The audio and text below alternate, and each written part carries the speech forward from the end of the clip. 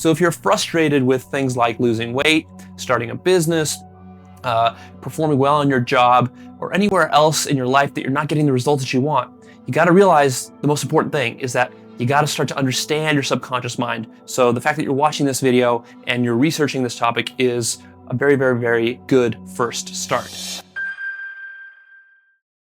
So let's break into it. What is the subconscious mind? Well, basically, what you've got is you've got your conscious mind, which is what we tend to think of as our mind, right? It's us, it's who we are. It's everything that we think, it's everything that we feel throughout the day. It's basically what we would call consciousness or awareness. That's like the conscious mind. The subconscious mind, and this is what most people do not understand unless they've really studied this topic and thought about it deeply. The subconscious mind is really responsible for everything else that's happening in your body and in your life, all the behaviors. So the subconscious mind, those are the things below your awareness level, below your awareness threshold that are operating on you. These are the habits that you have. These are the beliefs that you have. This is the self-image that you've cultivated, what you think about yourself, what you think about your capabilities and your limitations and your weaknesses and your strengths. This is also gonna include your map and model of reality. It goes really deep here, but this is basically your model of reality and what you think is right, what you think is wrong, your values, like the stuff that motivates you on a very, very deep level, that stuff is all subconscious. We tend to think that that's conscious, but really that all sits below the level of awareness unless you've done a lot of introspection and personal development work. And so what tends to happen is that the subconscious is driving a lot of what you do throughout your day. Literally, I would say 95% of the things that you do throughout your day are done subconsciously or even unconsciously. Subconsciously means that when you're executing your morning routine or when you're even having a conversation with a friend, a lot of the things that are happening there, the behaviors, you're not breaking those down in your mind and saying, okay, I need to pull out the toothbrush, put the toothpaste on it, stick it in my mouth, scrape it around for 5 minutes, then pull it out, rinse. You're not thinking all that. That's just happening spontaneously. In fact, what you're probably thinking is you're probably thinking about something totally different while you're brushing your teeth. You're probably thinking about the fact that you've got maybe a big meeting at work coming up and you got to prepare for that, or maybe the electricity bill is due, or you got to work on your business and there's some problem that you got to tackle. So you're probably thinking about something like that versus the mechanics of brushing your teeth. So the question then is, who is brushing your teeth, really? Is it the conscious you or the subconscious you? And if you really ponder this and you start to notice different areas in your life where stuff is just happening, it's just happening spontaneously without a lot of your conscious effort and maybe even awareness in the moment, then that is a sign that it's happening from your subconscious mind. And that's really what it is that we have habits and we have beliefs and we have just everything that's going on in our lives that is coming from an unconscious place. And this is a really important idea because this means that if you want to get a change in your behavior, if you want to get a change in your beliefs, if you want to get a change in your life, and you're not happy with the way that things are running right now, then the real solution, if you really want to solve it permanently, and you really want amazing results, the real solution is going to happen on a subconscious level, not on a conscious level.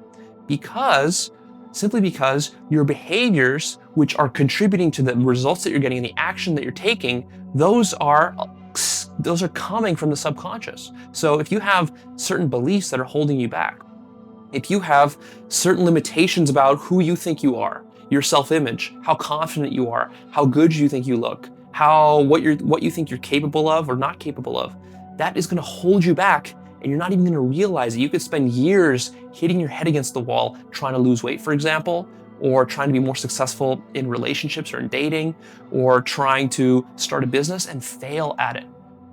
Simply because you've got this stuff below the surface, you don't even realize that it's there. So what can you really do about this? Well, the trick is that it is under the surface and it's not something that you can just go in and immediately fix. The other problem is the subconscious mind doesn't really respond very well to just a one-time conscious input. So you might think, well, the way to fix that is to, for example, go to therapy and maybe we'll dig up some stuff in the past about about something that happened to me in my childhood, some traumatic event, and then that will surface and that will clear up, and all of a sudden now I will be better in my relationship, or all of a sudden I'm gonna be better at the gym, or I'm gonna be better with managing money, whatever. And while that can happen, that does happen sometimes, generally the problem with that is that just knowing about it is not enough. Putting a little bit of awareness on it is good, is a good start. But the subconscious mind, it's really an animal mind. And this you can think of that all animals are really operating on a subconscious level. So they do have an awareness, they do have consciousness, but they don't have that kind of prefrontal cortex thinking that we tend to associate with just normal consciousness. They're operating more on a subconscious level. So it's more instinctual, more behavioral, and what they really respond to, what kind of response or stimulus that kind of system responds to is carrots and sticks. So it's really good at understanding when you give it incentives and you incentivize again and again and again. And it's really good at understanding sticks, being hit over the head again and again and again. So that's why if you've ever had big changes in your life or big transformations, it's usually happened because you've either gotten yourself on board with some sort of really inspiring vision, and you drilled that vision into yourself through some sort of process of visualization, and that got a shift in your subconscious. Or conversely, and this is probably more likely the case if you don't do a lot of personal development work, is that you tend to go the negative model, and what happens is that your subconscious is reshaped by basically hitting your head against a brick wall time and time and time and time and time and time and time again, until finally something clicks, something gives in. And what's basically happening in both those models is that your subconscious is being retrained. And the important thing to understand here is that that takes time. You cannot simply retrain the subconscious mind with one stimulus. You can't just give yourself one carrot. You can't give yourself one stick. You have to do it again and again and again and again and again. And that's why consistency and persistence is a key hallmark trait of really successful people, because they achieve their success by going out there and growing themselves and working on their subconscious. Whether they realize what they're doing or they don't, they're working on their subconscious and they're altering it by either doing this visualization process and creating amazing visions and goals for themselves and repeating them to themselves ad nauseum until they just are totally immersed in it and they totally believe it. And they literally reshape their beliefs, reshape their self-image, and are able to go out and do amazing things. Or it's the other way around.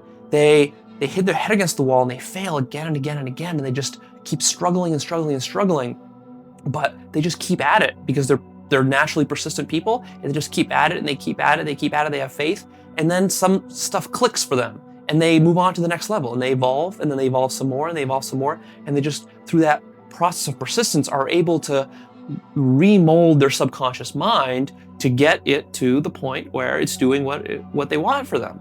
And so that's kind of the process. And that's why change is difficult. And that's why change can take a long time.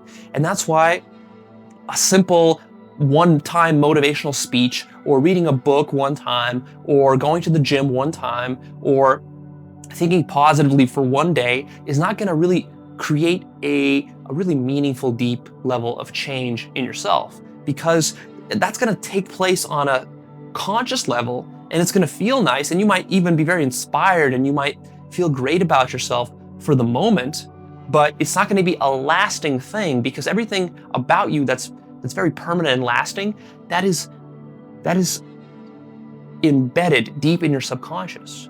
And so if you want permanent, lasting results, if you want to eliminate some deep-seated negative habits, then what you got to do is you got to do the opposite. Is you got to have some deep-seated positive habits, some deep-seated positive thoughts that you're constantly thinking. So it's a question of positive versus negative patterns. And these patterns are like etched into your mind.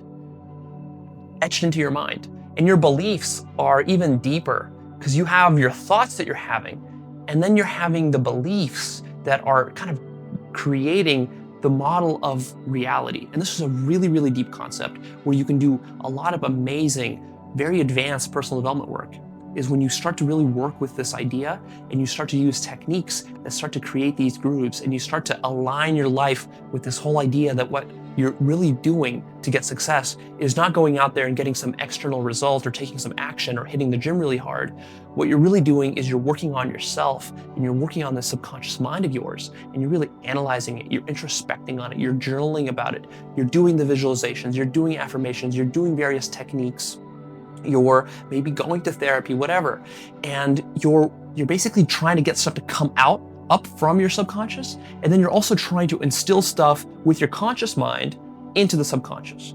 But of course, your conscious mind is limited because you only have so much willpower throughout the day.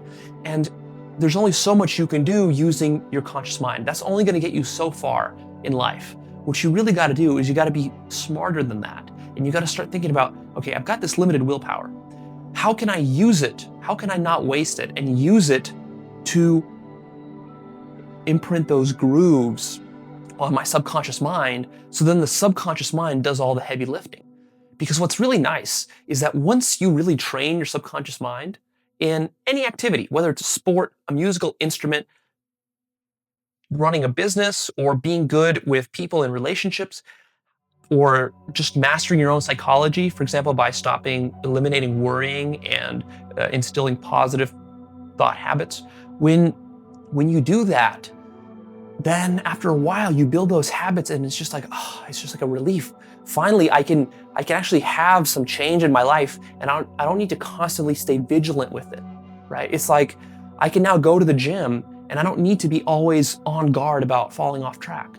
I can be a little bit more at peace with it because I've built the habit, I've imprinted that idea into my subconscious, and now I can really use that and use that willpower that I have. I can put it to other purposes. So this is a really powerful, advanced level concept. I'm going to wrap it up here. I think I gave you a pretty good sense of what the subconscious mind is. The action items for you from this video are awareness. I want you to gain more awareness. I want you to spend a little bit more time throughout your day noticing the things that are happening that you're doing. You are doing them, but it's the subconscious part of you that's doing them. Really think about that.